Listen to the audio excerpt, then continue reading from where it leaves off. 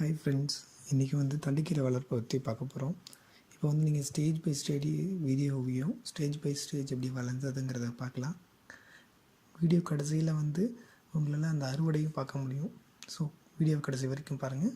நீங்கள் நியூ யூஸராக இருந்தால் சப்ஸ்கிரைப் பண்ணுங்கள், லைக் பண்ணுங்கள், கமெண்ட் பண்ணுங்கள்.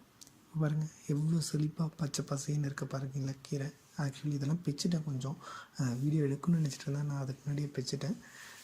இங்கே பாருங்கள் எவ்வளோ செழிப்பாக இருக்குது. இதற்கான மண்கலவையெல்லாம் நான் வந்து உங்களுக்கு அடுத்த வீடியோவாக கொடுக்குறேன். எப்படிப்பட்ட மண்கலவை கொடுத்தா இந்த மாதிரி பச்சை பசைன்னு நல்ல உரம் கிடைக்கணும். இது ஆர்கானிக். ஆக்சுவலி நான் எந்த ஒரு மருந்துமே யூஸ் பண்ணல, வெறும் மண்புழு உரம். அதுவும் ஒரு வருஷத்துக்கு முன்னாடி இந்த மண்கலவை ரெடி பண்ணேன். இன்னும் இந்த மாதிரி தான் உங்களுக்கு பச்சை பசைன்னு வந்து உங்களுக்கு அறுவடை கிடைச்சிட்ருக்கு. இங்கே பாருங்கள் எவ்வளோ அழகாக இருக்குது. அறுவடை பண்ணி உங்களுக்கு எவ்வளோ கீரை வரப்போகுதுன்னு காமிக்கிறேன். ஸோ கடைசி வரைக்கும் பாருங்கள். இந்த வீடியோ பிடிச்சிருந்தால் லைக் பண்ணுங்கள், கமெண்ட் பண்ணுங்கள், சப்ஸ்கிரைப் பண்ணுங்கள்.